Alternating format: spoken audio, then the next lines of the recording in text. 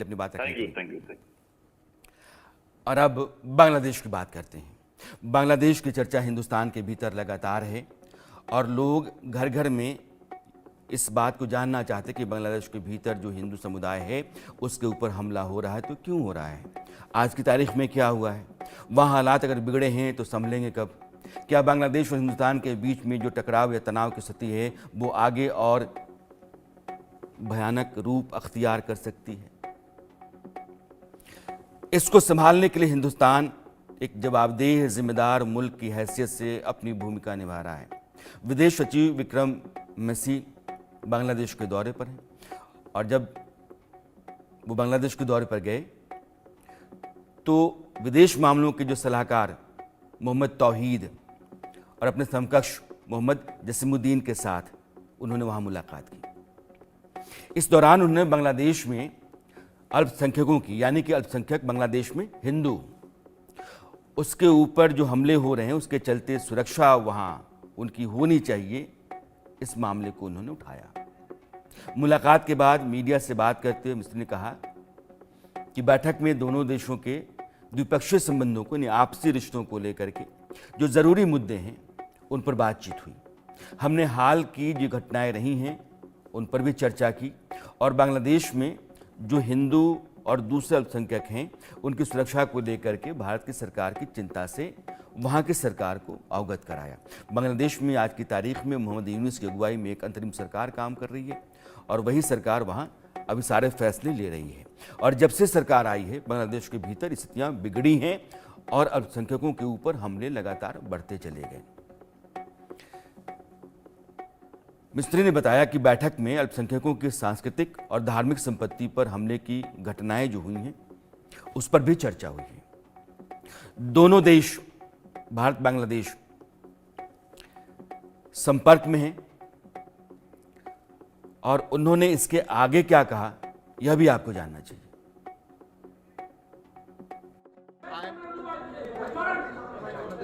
I'm here in Dhaka at the invitation of my Bangladesh colleague, His Excellency Mohammad Jasimuddin, the Foreign Secretary of Bangladesh, for discussions and consultations on the entire gamut of issues in the extremely important bilateral relationship between India and Bangladesh. Since the political changes in Bangladesh in August this year, there has of course been contact between our leaderships. The Prime Minister was the first world leader to greet the Chief Advisor on his assumption of office. The two of them had a very cordial telephone conversation thereafter, and the Chief Advisor also accepted the Prime Minister's invitation to speak at the third Voice of the Global South summit that was held in August this year.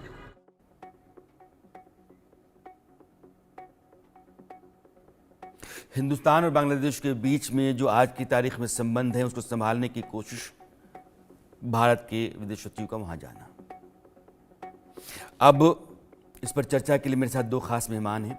प्रभु दयाल साहब हैं, आप farmer ambassador हैं, diplomat हैं। आप प्रदीप कपूर साहब हैं, आप भी डिप्लोमेसी के माहिर हैं, फॉर्मर डिप्लोमेट हैं। आप दोनों मेहमानों का बहुत बहुत स्वागत है। प्रदीप कपूर साहब, मेरा सवाल पहला आपसे है, ये जो हालात हैं ये लगातार बिगड़ते चले जा रहे हैं। भारत ने एक जिम्मेदारी का काम किया कि उन्होंने अपना एक डेलीगेशन बांग्लादेश में भेजा और सरकार की जो चिंता है उससे वहाँ की सरकार को वाकिफ कराया। लेकिन जो मौजूदा व्यवस्था बंदोबस्त है या सरकार बांग्लादेश के भीतर है वो क्या सबक लेगी? क्या वहाँ जो हालात बिगड़ते जा रहे हैं उसको संभाल लेगी? भारत के साथ संबंध जो खराब हो रहे हैं उसको बेहतर करने की कोशिश करेगी? राणा साहब, ये सवाल बहुत मुश्किल है क्योंकि जो मौजूदा सरकार है अभी इस समय पे ढाका में और बांग्लादेश में, उसमें बहुत सारे रेडिकल एलिमेंट्स हैं, बहुत सारे फंडामेंटलिस्ट एलिमेंट्स हैं, बहुत सारे जिहादी एलिमेंट्स हैं, जैसे जमात-ए इस्लामी के रिप्रेजेंटेटिव्स और भी जो लोग हैं वहाँ पर। तो जो एडवाइज़र है मोहम्मद यूनुस, उसको आगे बढ़ना, उसको संभल के आगे चलना बहुत मुश्किल रहेगा।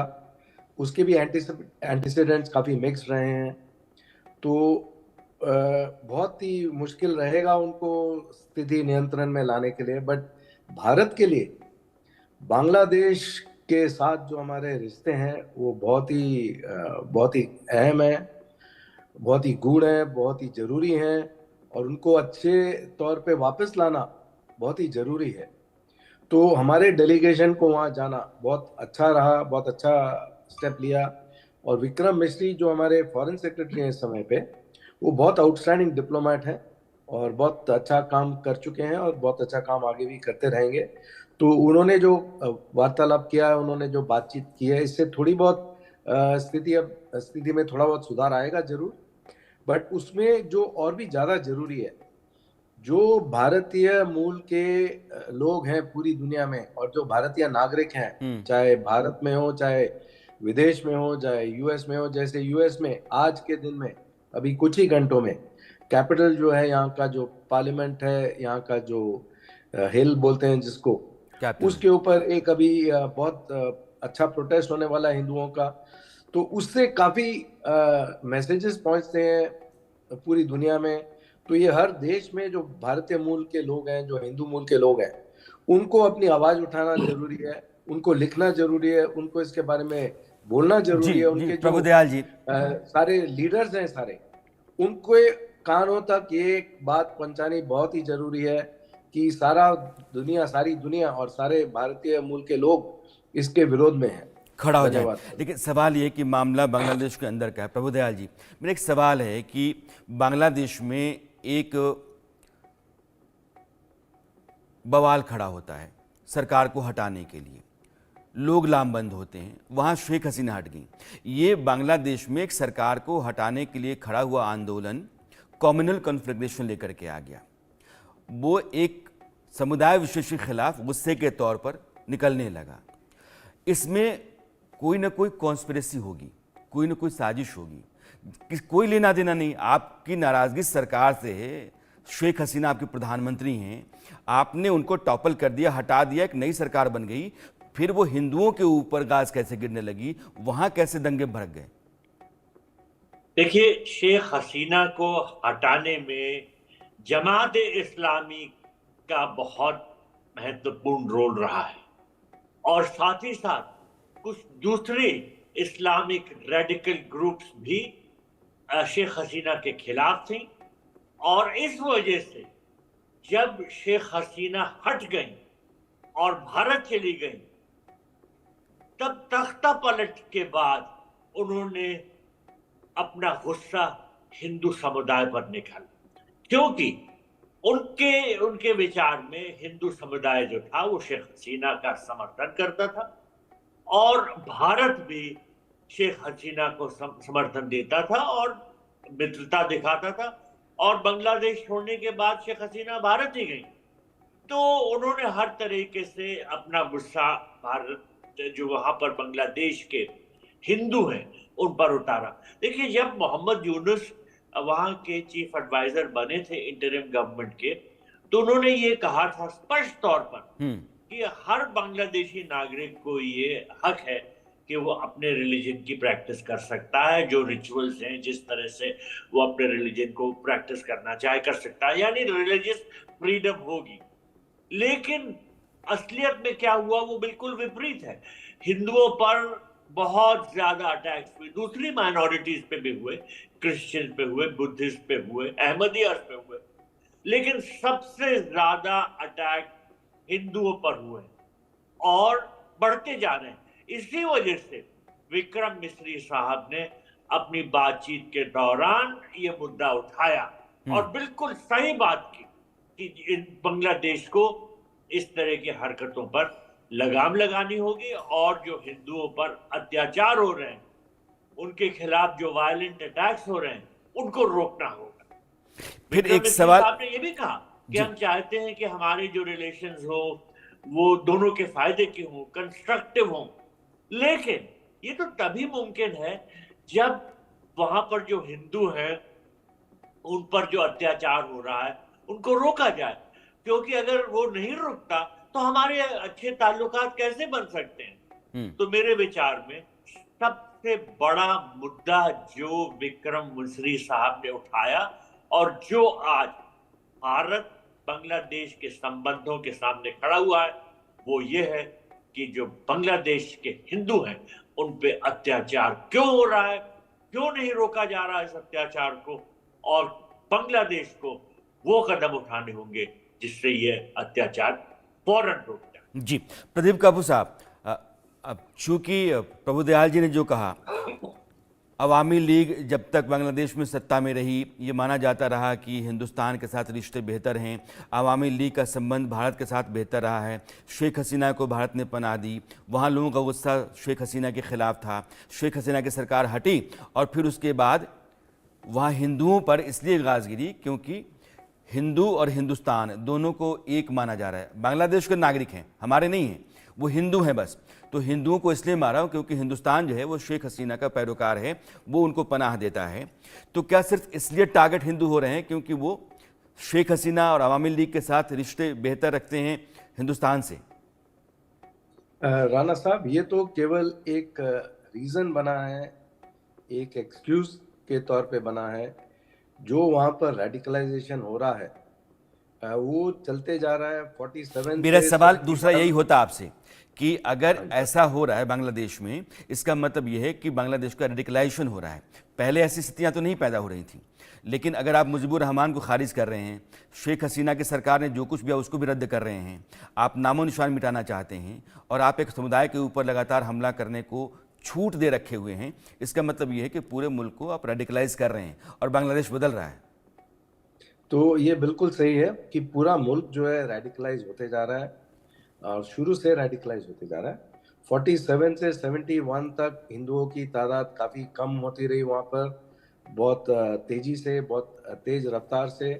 71 में जब बांग्लादेश इंडिपेंडेंट हुआ तो थोड़ी बहुत आशा थी कि ये थोड़ा कम होगा, बट बहुत कम फर्क पड़ा उस पर। और जब भी बीएनपी सरकार रही है बीएनपी की, तो उसमें फिर से हिंदुओं पे अत्याचार जो होते हैं बहुत ज़्यादा बढ़ जाते हैं।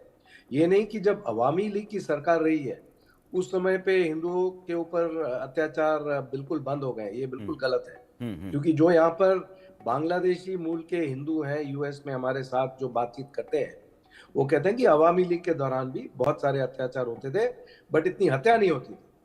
तो उसमें ऐसा है कि अगर आप पॉपुलेशन के तौर पे भी देखें, काफी सारी स्टडीज हुई हैं, तो कुछ स्टडीज में हमने ये भी पढ़ा है कि जब इंडिपेंडेंस हुआ था तो उस समय पे बांग्लादेश में हिंदुओं का जो पॉपुलेशन था 31% के करीब था, मतलब 1/3 हिस्सा बांग्लादेश में हिंदू था अंदाजन। फिर कम होते होते वो कुछ 20-22% की तरफ पहुंचा, फिर कम होते होते 10% की तरफ आ गया, अब 8% हो गया। अब अगर आप ये सोचे और समझे कि कितने मिलियंस हिंदूज वहां पर कम हो गए हैं इतने बड़े पॉपुलेशन में, तो इसी से अंदाजा लगाया जा सकता है कि जो अत्याचार चल रहा है क्या हो रहा है अभी। चूंकि आप दोनों लोग लगातार ये कह रहे हैं कि बांग्लादेश में हिंदुओं के ऊपर जो अत्याचार हो रहा है उसको लेकर के दुनिया के तमाम हिस्सों में आवाज़ उठनी चाहिए और जहाँ जहाँ भी इस मुद्दे से संबंधित लोग हैं जिनको इस बात की चिंता है उनको भी अपनी आवाज़ बुलंद करनी चाहिए। लेकिन देश की भी तो जो राजनीति है वो अपने तरीके से चल रही है और ये अजीब सी मतलब परस्त है। मैं ओवैसी साहब का एक कोट आपको, उनका जो ट्वीट है वो आपके सामने रखना चाहता हूँ। हालांकि आप दोनों कहें कि पॉलिटिक्स है, लेकिन पॉलिटिक्स भी डिप्लोमेसी से कनेक्टेड होती है, तो पॉलिटिक्स का हिस्सा तो घर घर होता है। इसलिए मैं उस ट्वीट को आपके सामने रखना चाहता हूँ कि अल्पसंख्यकों बाबरी मस्जिद और संभल के बारे में बेतुकी बातें की। योगी आदित्यनाथ के बारे में उन्होंने कहा था कि बांग्लादेशी हिंदुओं के साथ दुर्व्यवहार का भारतीय मुसलमानों से क्या लेना देना। अगर सरकार को वहां हिंदू अल्पसंख्यकों की चिंता है तो शेख हसीना को वापस क्यों नहीं भेजा। अब ये ऐसा सवाल है जिसको आप, हालांकि वो पढ़े लिखे आदमी हैं, सुलझे हुए आदमी हैं, तो मैं जड़ बुद्धि तो नहीं कह सकता हूं, लेकिन शेख हसीना एक देश की प्रधानमंत्री हैं और वो पड़ोस के देश में आकर के पनाह मांगती हैं, शरण मांगती हैं और वहां जाने के बाद उनको लटका दिया जाएगा, उनके साथ कुछ भी हो सकता है। तो आप कहते हैं कि शेख हसीना को भेज दीजिए, नहीं तो हिंदुओं के ऊपर जो वहाँ अत्याचार हो रहा है वो बना ही रहेगा। अब इसका कोई तुक नहीं बैठता है। दयाल साहब, देखिए, जो वो कह रहे हैं असदुद्दीन ओवैसी साहब, तो वो तो राजनीति की वजह से कर रहे हैं, लेकिन मेरे विचार में शेख हसीना ने हमारे यहाँ पनाह ली है वो हमारी मित्र रही हैं और कभी भी भारत उनको एक्स्ट्राडाइट करके बांग्लादेश नहीं भेजेगा, क्योंकि अगर वो वापस बांग्लादेश गई तो उनको मार दिया जाएगा और हम कभी भी नहीं ऐसा चाहेंगे कि शेख हसीना के साथ ऐसा हो। तो असदुद्दीन ओवैसी तो जो भी खेले वो तो पॉलिटिशियन है, उनके कहने से कोई मतलब नहीं, कोई फर्क नहीं होता। और अगर भारत हिंदुओं पर हो रहे अत्याचार का मुद्दा उठाता है बांग्लादेश के साथ तो ये बिल्कुल सही करता है। और ये सर मेरी समझ से थोड़ा परे हो जाता है कि जब कभी गाज़ा का मामला आ जाता है, सीरिया का मामला आ जाता है तो रात की नींद उड़ जाती है। मैं इंसानियत के नाते ही कह रहा हूँ, मैं किसी मजहब के नाते नहीं कह रहा हूँ। लेकिन बांग्लादेश में हिंदुओं का मामला आ जाता है तो लगता है कि वहाँ ना बोलने से क्या फ़र्क पड़ता है। ये जो लापरवाही सी है, ये एक अलग तरह की मानसिकता की गवाही देती है। कपूर साहब।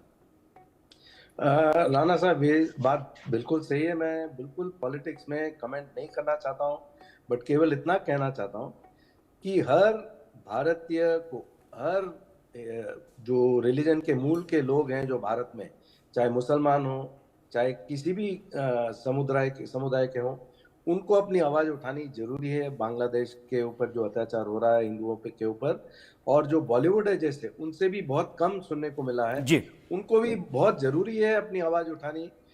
ये मुझे समझ नहीं आता ये कैसे चुप रह सकते हैं जब इतनी ज्यादा हत्या हो पूरे रही है हिंदुस्तान में एक घटना अत्याचार हो पर रहे हैं। पूरा देश उबल पड़ता है, लेकिन वहाँ एक बड़ी आबादी जो है वो खतरे में है और जान सांसत में है, फिर भी कहीं से कोई आवाज़ नहीं उठती है। ये चुप्पी जो है बड़ी ख़तरनाक और खूंखार सी है।